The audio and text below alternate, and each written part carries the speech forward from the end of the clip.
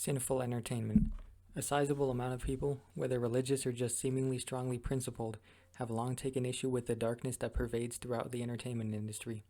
While there is certainly reason in having problems with the troublesome nature of said industry, it is also vital to understand that therein also lies the key to forming oneself more. In order to fully get the picture of what the human condition is, one must bear witness to things they disagree with on several occasions. When exposed to the opposition of your ideas, it ushers in a well-rounded perspective on whatever it is that you are learning about. Since generations past, the idea of a counterculture has been a very enticing one to the world at large, and it has caused people to think. Controversial figures in history have all too often gotten a mainly bad rap when it comes to their public image. While controversy can certainly be justified in certain circumstances, it is also my belief that if someone goes throughout life without causing some sort of controversy, then there was not a self-actualization towards that person's purpose. Once we rid ourselves of the cognitive dissonance that we experience when it comes to the implementation of new ideas in our mind, we will be all the better for it. Even if it is our desire to make a case against something, we cannot truly make our best case without first learning what that something is. An invaluable thing to remember is that there is a difference between learning about a given topic and immersing oneself into it, which is to say, one does not have to support something that they are fundamentally opposed to in order to educate themselves on it. Such education broadens their perspective.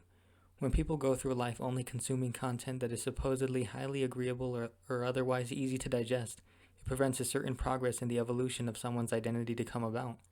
This is where the idea of alleged evil in what we choose to consume comes into play. There are things that cannot be taught in any one form of media, whether it be through a screen or through a page. Virtually all undesirable aspects of human activity should be witnessed in every form available once somebody reaches a certain age, obviously not with the intention of influencing them in the wrong direction, but rather with the goal of opening their eyes to the harsh reality of the world they find themselves in. This will better equip them for whatever challenges may come their way within their lifetime.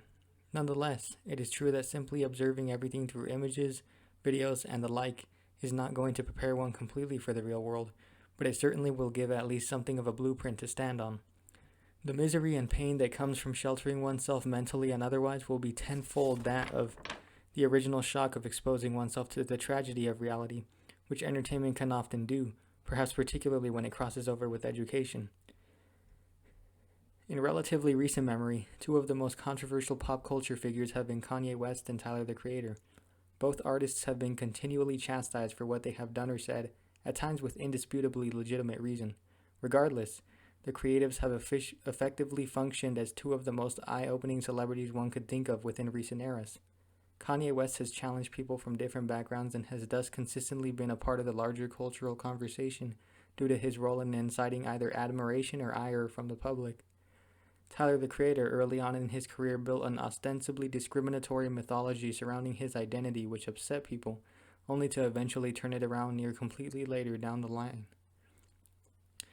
Frequently, the concern of the youth being influenced by thought leaders such as these two figures cause older individuals to view modern life with a certain pessimism. Modern generations are criticized for taking stock in subversive entertainment which could inspire their personal characters, when in truth this has supposedly been an issue for decades at least by this point. For example, one could take the 1959 novel Naked Lunch, the 1975 film Snuff, the 1965 band The Doors, the 1969 TV series Turn On, and the 1982 video game Custer's Revenge. While the creative merit of these entities is always subject to debate, there is no denying that there were challenging countercultural elements to them which would still cause uproars today. The question of whether something is justified in its aim is a timeless one. One must also consider that frequently a work of art's duty is to expose darkness as opposed to fall into it. It is a major disservice to the concept of expanding one's psychological horizons to claim that things which allegedly serve subversive means should not be able to exist. It brings to mind the television shows Wonder Chosen and World Peace, two programs which certainly contain contentious subject matter which would cause compartmentalization between viewers. Yet, such mixes of humor and tragedy make for something truly special, unique in its ability to at once entertain and at the same time enlighten its audience regarding certain situations. As a collective humankind, we can only pine for the prospect of us reaching an overall agreement that debatable art holds a remarkable place in the minds of everyone.